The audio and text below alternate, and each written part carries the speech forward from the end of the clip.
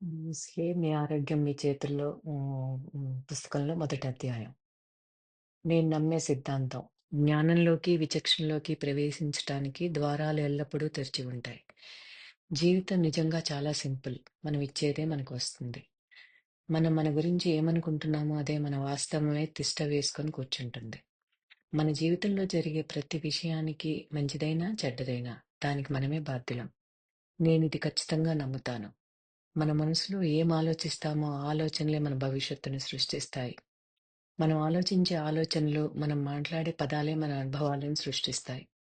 మన పరిస్థితుల్ని మనం సృష్టించుకుంటాం. ఆ తర్వాత మనం నిరాశకు గురైతే దానికి అవతలి వ్యక్తిని నిందించటానికి మన శక్తినంతా ధారపోస్తాం. ఏ వ్యక్తికి గాని, ఏ స్థలానికి గాని మనపై అధికారం చెలాయించగలిగే శక్తి లేదు. ఎందుకంటే నిజానికి మనం మాత్రమే ఆ శక్తిని కలిగి ఉన్నాం. మనం మన మనసుని శాంతిగా, సామరస్యంగా ఉంచుకుంటేనే, మన మైండ్‌ని బ్యాలెన్స్ చేసుకుంటేనే మన జీవితంలో కూడా ఆ శాంతి, ఆ సామరస్యత, ఆ బ్యాలెన్స్ చోటు చేసుకుంటాయి. మీకు మీ గురించి చెప్పుకోవాలంటే ఈ క్రింది స్టేట్మెంట్స్‌లో ఏది నిజమనిపిస్తుంది? జనం నాతో ఎప్పుడూ గొడవ పడుతూ ఉంటారు. ప్రతి ఒక్కరూ నాకెప్పుడూ సహాయపడుతూ ఉంటారు. ఈ నమ్మకాల్లో ప్రతి ఒక్కటి చాలా భిన్నమైన అనుభవాలను సృష్టిస్తుంది. మన గురించి, మన జీవితం గురించి మనం పెట్టుకున్న నమ్మకాలే మన వాస్తవాలుగా మారతాయి. మనం ఏ అంశాల్ని ఆలోచించటానికి, నమ్మటానికి ఎంచుకున్నామో, ఆ ప్రతి ఆలోచన నెరవేర్చడానికి విశ్వం మనకు పూర్తిగా సహకరిస్తుంది. దీన్ని మరోలా చెప్పాలంటే, మన అవచేతన మనస్సు మనం నమ్మడానికి ఎంచుకున్న విషయాన్ని నిజమనిలోకి వ్యాఖ్యానిస్తుంది, ఆమోదిస్తుంది. నాకై నేను దేన్ని నమ్మడానికి ఎంచుకున్నానో అది నా వరకు నాకు నిజమవుతుంది. మీరు మీ గురించి ఏమేమి ఆలోచించుకోవాలని ఎంచుకుంటారో, మీ జీవితం గురించి మీరెలా ఊహించుకుంటున్నారో, అదే మీ వాస్తవంగా మారుతుంది. మనం మన గురించి ఏం ఆలోచించుకోవాలి అని అడుగుతారా? ఆలోచనలు అనంతం. ఈ సత్యం మనకి తెలిసినప్పుడు జనం నాతో ఎప్పుడూ గొడవ పడుతూ ఉంటారు అనే ఆలోచన మనం దగ్గరికి రానీయకూడదు. ప్రతి ఒక్కరూ నాకెప్పుడూ సహాయపడుతూ ఉంటారు అనే మాట మనం చెప్పుకోవాలి.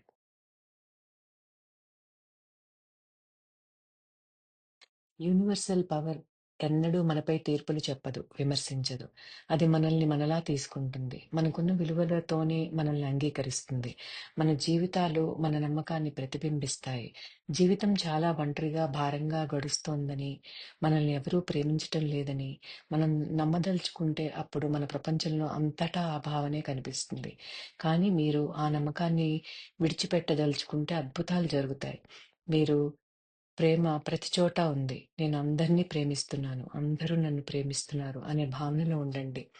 ఆ భావనని పదే పదే మీ జీవన సందర్భాల్లోకి ఆహ్వానించండి. అప్పుడదే మీ జీవిత సత్యమవుతుంది. అప్పుడు మిమ్మల్ని ప్రేమించే వ్యక్తులు మీ జీవితంలోకి వస్తారు. జీవితంలో అప్పటికే మిమ్మల్ని ప్రేమగా చూసుకుంటున్న వ్యక్తులు మరింత ప్రేమగా చూసుకుంటారు. అప్పుడు మీలోని ప్రేమని ఇతరులకు సులభంగా వ్యక్తం చేయగలుగుతారు. మనమెవరం అనే విషయంగా మనలో చాలా మందికి అమాయకపు ఆలోచనలు ఉంటాయి.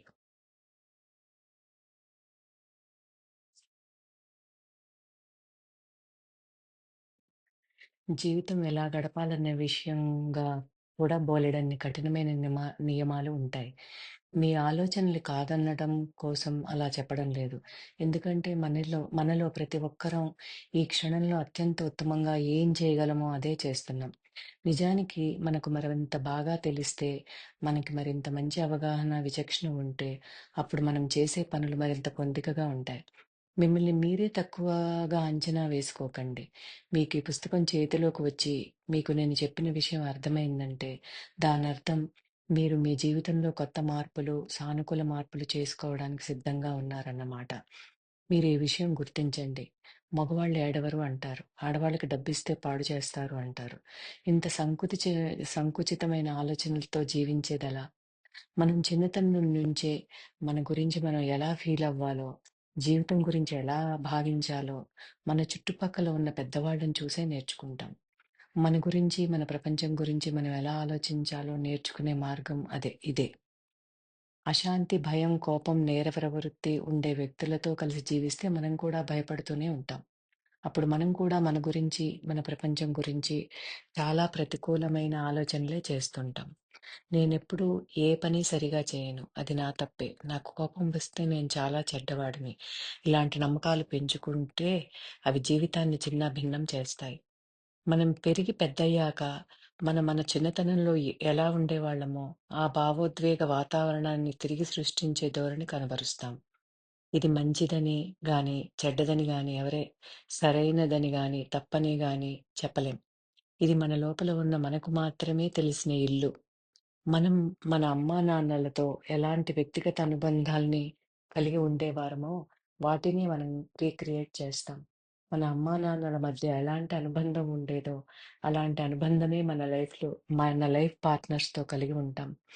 మీ ప్రేమికుడు గాని, మీ యజమాని మిమ్మల్ని తల్లిలా, తండ్రిలా ప్రేమించిన సందర్భాలు ఎంత ఎక్కువగా ఉన్నాయో ఆలోచించండి. మన అమ్మా, నాన్న మనతో ఎలా ప్రవర్తించారో, మనం కూడా వాళ్ళని అలాగే చూసుకుంటాం. మనం కూడా అదే విధంగా తిట్టుకుంటాము. మనల్ని మనం శిక్షించుకుంటాం. మీరు దాదాపు వాళ్ళు ఉపయోగించిన మాటలే ఉపయోగిస్తారు కూడా. పిల్లలుగా ఉన్నప్పుడు మనల్ని తల్లిదండ్రులు ప్రేమగా చూసి ప్రోత్సహించి ఉంటే, మనం కూడా వారిని అదే స్థాయిలో ప్రేమిస్తాం. వారిని సేవిస్తాం. ఛీ! నేనెప్పుడు చూసినా ఏ పని సరిగ్గా చేయను. ఇదంతా నా తప్పే. నేనెప్పుడూ ఇంతే. ఈ మాటలతో ఈ మాటల్ని మీతో మీరు ఎంత తరచుగా మీతో చెప్పుకుంటున్నారు? నిజంగా నేను అద్భుతం. నేను నిన్ను ప్రేమిస్తున్నాను. ఈ మాటలు మీతో మీరు ఎంత తరచుగా చెప్పుకుంటున్నారు?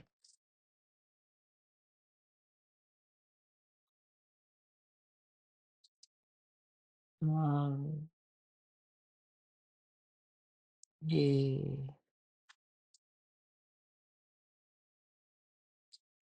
లూయిస్ హే గారి 'you can heal your life' అది చదువుతున్నప్పుడు ఇది అందరికీ చాలా ఉపయోగపడుతదనిపించింది. ఆహ్, 'మీ ఆరోగ్యం మీతోనే' అనే దాన్ని తెలుగులో అనువదించారు. దాన్ని రికార్డ్ చేద్దామని అనుకున్నాను. అందరికి ఉపయోగపడుతదని.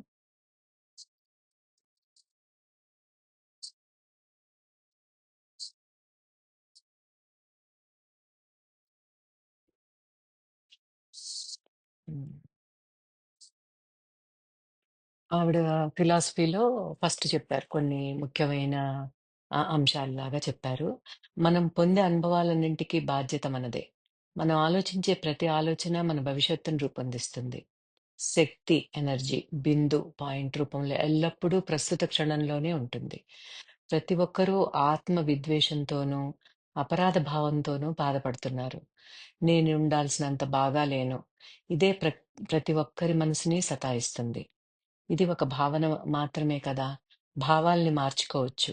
అనారోగ్యంగా పిలువబడే ప్రతిదాన్ని మనం ఆహ్, మన శరీరంలో మనమే సృష్టించుకుంటాం. ఆగ్రహం, విమర్శించటం, అపరాధ భావం మనల్ని సర్వనాశనం చేసే భావాలు. క్రోధం నుంచి విముక్తి పొందితే చివరికి క్యాన్సర్ కూడా మాయమైపోతుంది. మనం గతాన్ని వదిలేద్దాం. అందరినీ క్షమించేద్దాం. మనల్ని మనం ప్రేమించడం నేర్చుకోవాలి. దాన్ని ఈ క్షణం నుంచే ప్రారంభించటానికి మనం సిద్ధంగా ఉండాలి. ఇప్పుడు సెల్ఫ్ అప్రూవల్, సెల్ఫ్ యాక్సెప్టెన్సీ, సానుకూల మార్పులకు మూల సూత్రాలు. మనల్ని మనం నిజంగా ప్రేమిస్తున్నప్పుడే మన జీవితంలో అన్నీ సాధ్యపడతాయి. నేను ఉన్న ఈ అనంత జీవితంలో అన్నీ ఖచ్చితంగా సౌకల్య సౌకర్యంగా, సంపూర్ణంగా ఉన్నాయి. అయినా జీవితం ఎప్పుడూ మారుతూ ఉంటుంది. ప్రారంభము లేదు, ముగింపు లేదు. పదార్థాలు, అనుభవాలకు సంబంధించి ఒక సుస్థిరమైన చక్రభ్రమణం పునరావృతంగా సాగుతోంది. జీవితం ఎప్పుడూ ఆగలేదు. స్థిరంగా ఒక చోట లేదు. పాతబడి నిలబడిపోవటమూ జరగలేదు. జీవితంలో ప్రతి క్షణము నిరంతరం సరికొత్తగా, మనోహరంగా ఉంటుంది. నన్ను సృష్టించిన శక్తితో నేను ఒకటిగా ఉన్నాను. ఈ శక్తి నాకు నా స్వంత పరిస్థితులను సృష్టించుకునే శక్తిని నాకిచ్చింది. నేను ఎంచుకున్న రీతిలోనైనా నా సొంత బుద్ధిని ఉపయోగించగలిగే శక్తిని కలిగి ఉన్నానని నా జ్ఞానంతో నేను ఆనందిస్తున్నాను. గడిచిన క్షణం నుంచి బయటపడగానే వచ్చే ప్రతి క్షణం మనం జీవితంలో కొత్త శుభారంభానికి నాంది పలుకుతుంది. ఈ కొత్త క్షణం ఇప్పుడే, ఈ క్షణమే నాకొక కొత్త శుభారంభానికి బీజం వేస్తోంది. నా ప్రపంచంలో అంతా బాగానే ఉంది. ఇది ముందు మాటగా చెప్పారు.